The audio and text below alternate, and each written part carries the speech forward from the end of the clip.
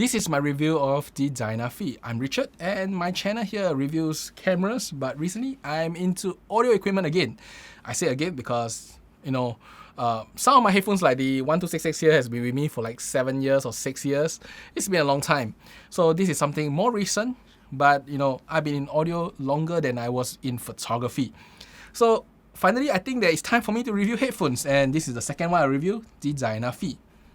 Now the Diana Phi is my second Abyss headphone, and the first one being the 1266 original version. This is the Diana Phi, not the latest version. The latest version is actually Diana Phi TC. For this headphone, I purchased it secondhand at almost 40% of the price.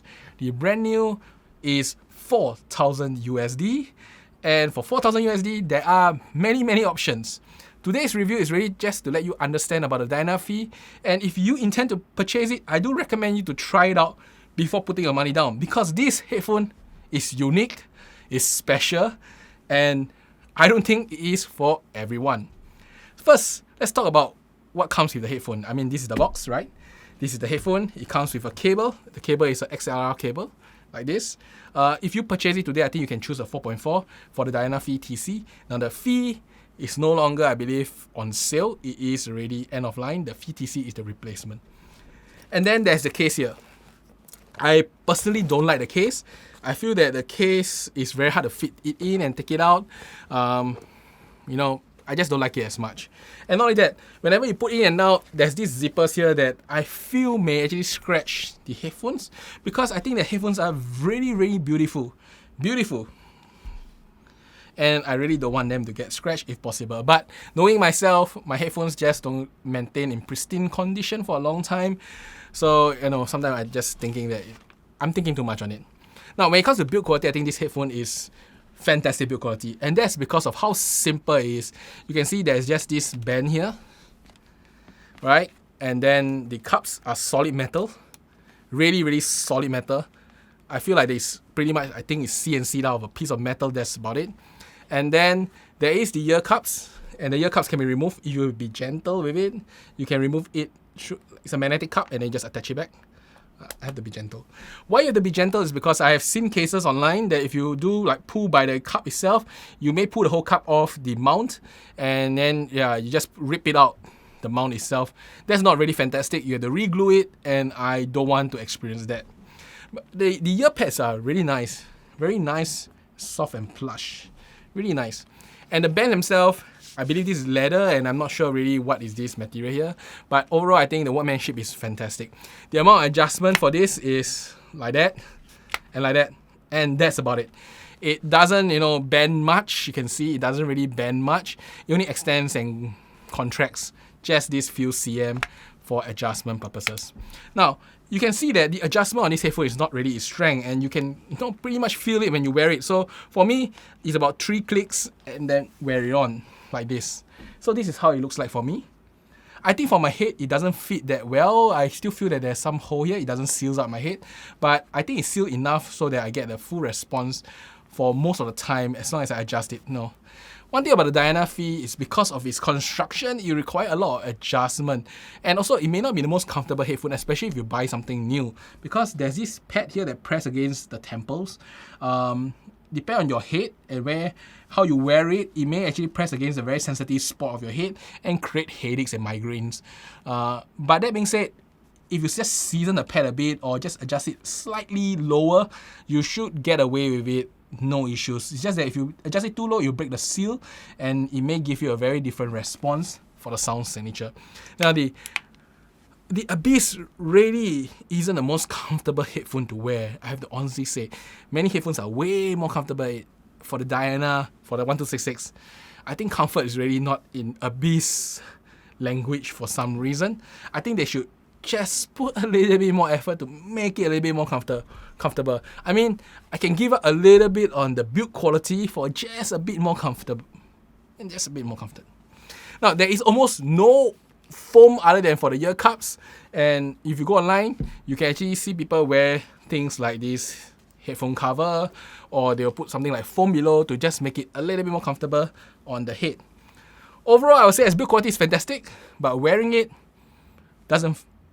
probably not as fantastic for many people. If your head is smaller, I think it's fine, no clamp force. But if your head is slightly bigger like mine, there is slight clamp force. And depending on how you clamp your head, you know, it can go from okay to highly uncomfortable. So there's something about the Diana Phi. You should really try it before you purchase it because of the construction of the headphone itself. Now, there's one more thing I want to show you about in regards to the construction, or should I say in regards to the cables. The cables are pretty decent cables. They do hold their, I guess, last bend shape, so they're not the nicest looking cable. I prefer cables that don't have any memory on their shape itself, but no, this cable is okay. It looks pretty tough, feels pretty good, pretty thick, and sounds okay. I have no complaints about it. That being said, I have never tried any third-party cables yet, so maybe I should try and find one. Now, the issue of finding third-party cables with this headphone is because of this connector here. So this connector here is actually a 2.5mm. I believe you find some of the very, very slim 2.5mm from Hi-Fi Man, it should fit. But if not, this connector does come with a special molded plastic. I think you can see here. Let me show you on the photo at the side. But yeah, this cable itself is molded in such a way that if you do plug it into your headphone, let me aim properly, like hold, and then let me plug it in. It is flush perfectly except for the stock of the cable that is coming out. So it is a very nice thing, very well thought of, makes it really, really strong, but it makes aftermarket cables really, really hard. I mean, if you want to find aftermarket cables for the Abyss Diana, there is only the very expensive one. You can't try any of the more affordable options because most of them just don't carry this connector. So that's something to note. I mean, yes, it's an expensive headphone, but sometimes you just want to roll with different cables just to see how it sounds like, and for this headphone you don't have much options to roll with. Now, that's so much for the build quality, how I feel about wearing it and the pads and stuff. Now let's talk about the sound. And first off, let's talk about the very overarching stuff. First, let's talk about soundstage, right? Soundstage of the sound, this headphone wise, not too big. It's in the mid-size range, I guess. Not too small tunes in your head, not IEM level in your head, not close back next to your face type, just slightly bigger than most close backs. And pretty much that's how I feel about the headphone. It is still a very open headphone. It feels like in open space. It just doesn't feel very wide for the sound wise. The vocals at times can be quite close to you, like in your face close, but overall it is still wider than most headphones out there. I don't think I have much complaints when it comes to soundstage, at least for the headphone of this kind of design, because we all know that to get the kind of big soundstage, normally it requires your headphones to be bigger or slightly further from your ears, and this headphone obviously is not going to deliver that. So calibrate your expectation a bit. It is a mid-size soundstage. I'll say it's bigger than most closed headphones, but definitely not big like Susvara or even HD800. HD800 is huge, big. I think this is like the size of a DCA Stealth, pretty much. Or maybe DCA Stealth is slightly bigger. Not too sure on that. Now, when it comes to resolution, this headphone has very good resolution.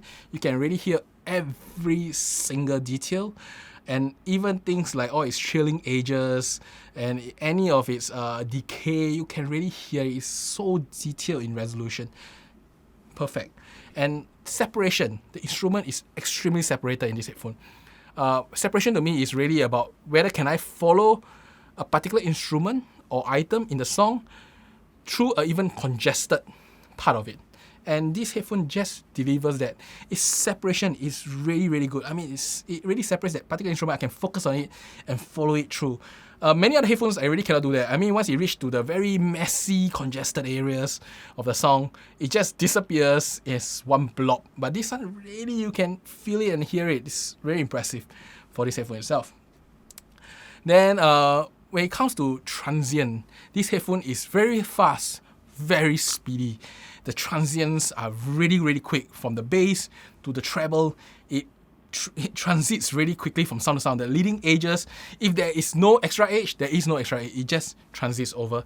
There is still this like plucking effect. That's how I feel. That's how some people will describe planar headphones. It's still there, but it is very clean, and I really like it on this headphone itself. Very fast headphones. Now, when it comes to accuracy, on the other hand, I feel that this headphone is not very accurate.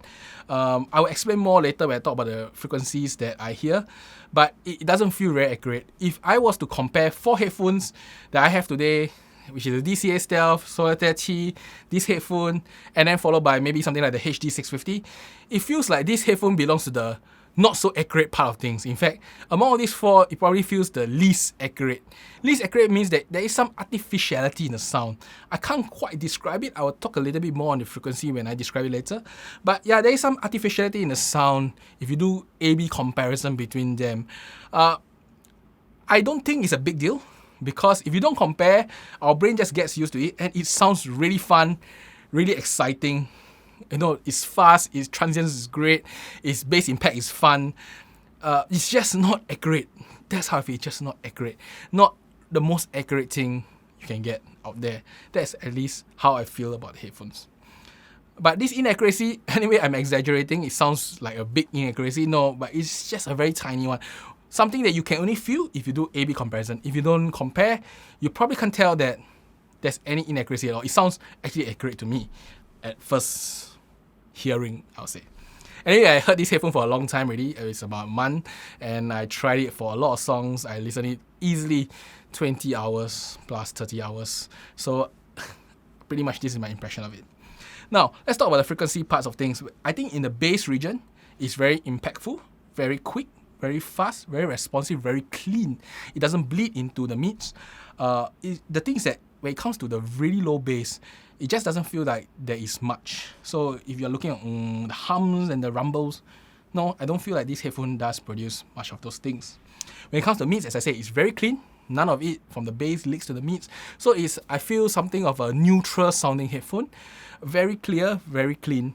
Now, the thing is that when it comes to the vocals, it's very smooth. I really love it for female. Very light, very smooth.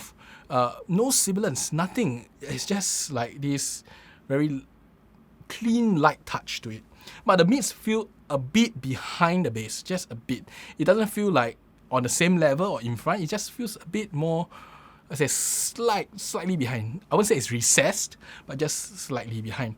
The thing is, for the vocals, when I hear it very, very, I'll say as concentrate on the voice itself. I just concentrate. Like in one of these songs, I love, let me recommend my friend here. She's Ari Anjo. She sings this song, Comet. I really love the way she sings for this song. She plays the piano with it. Really nice, a lot of mids and highs, and then her voice is really smooth and light. With this headphone, it sounds magical. But if I was to focus, if it sounds a bit like this, like talking into a very, very big and narrow tunnel, just like very, very just slight resonance or something in the voice.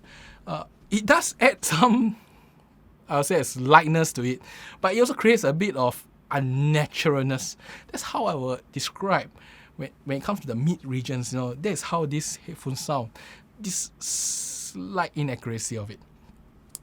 And then when it comes to the treble, it is very clean, very clear. But I think there's a roll-off at the top. There is no sibilance of this for this headphone. I feel that it's very acceptable to me. Some of you guys may like really sparkly headphones. I think this headphone in the treble region is nice, has a little bit of sparkle. It is very clean, very clear. If you focus on the instruments there, they are accurate. Accurate in the sense that, if it decays, it decays. There's a transit, it transits. If the tone sounds right after your brain adjusts a little bit, that's how I feel. But overall, I think the treble is really, really nice. But I think there's some roll-off at the very, very high end, because I feel that this headphone doesn't have any sibilance. In the very usual part, I think it's like 8K or something. Yeah, the area where sibilance happen. Now, beyond that, well, I will not talk about it because I don't play much music that goes in those regions. I feel that there's nothing wrong with the treble, at least for me. Right. So overall, to sum it up for this headphone, I think this is a very fun set of headphone. It's very engaging, very fun, but definitely not the most accurate sounding headphone to me. I've compared quite a bit and really not the most accurate sounding. But I really think that this is a headphone that you can follow the beat, enjoy, have fun. Really, it's a very exciting headphone. But that being said, it's sometimes a bit too exciting. So if you are intending to wear this while working, it may be a bit too exciting for it. And you may be, unknowingly, unwillingly following the beat rather than doing your work. So that's something I noticed with this headphone. That is not a bad thing. In fact, that's a very good thing. It shows how engaging this headphone is. But that's something for this headphone itself. It's not laid back. It's just high energy, high excitement, really fun headphones here. The only thing, if you ask me, that I have complained is mainly on how you wear it. It's very subjected to how you adjust it on your head. Next is also the slight artificiality if you do compare it to other headphones. Once again, it's something that you won't notice if you don't compare. Only when you compare with more accurate headphones or headphones that are known to be accurate, or compared to like 3 or 4 top of the line, and notice that there is something just slightly off in this headphone. Yeah, it's there. I mean, we are talking about subjective listening here, not objective measurements. I mean, if objective measurements is your concern, go look at other reviewers. I think they did measure it and there's some wonkiness in the frequency response. But if not, I think the only way to notice it is really like owning another 3 top-of-the-line cans and comparing it, and you notice, hey, something is off here. But overall, I think that if you are just wearing it yourself, it sounds perfectly fine. Now, should you buy this headphone as your first top-of-the-line headphone? And my answer is probably not. Because I think at $4,000, there are options. And you should try all of them out before you decide on this. Because as I said, soundstage is really small for a high-end open back. Mid-size soundstage is really not exciting for a headphone of this price range. And I say, if you are looking for more accuracy, there are more accuracy ones. But if you are looking for a high energy, very engaging headphone, this is the one. I think the most engaging and most fun headphone that you can imagine at this price range, and even higher. I mean, the Abyss is slightly more fun, the 1266, but I think they are similarly equally fun headphones. But definitely, I don't really think this should be your first top of the line, unless you really like the sound signature of it. But that being said, if you own some other more analytical and high clarity, very neutral sounding headphones, this can be, and in fact I recommend it as a second headphone, to listen to something more engaging, more fun, and more exciting, because this is really the headphone for it. Fun, exciting, engaging, intense. This is how I would explain the headphones quality. And that's about it for today. I hope you enjoy my short little review. I will review more headphones in the future, and I'll see you next time. Bye-bye.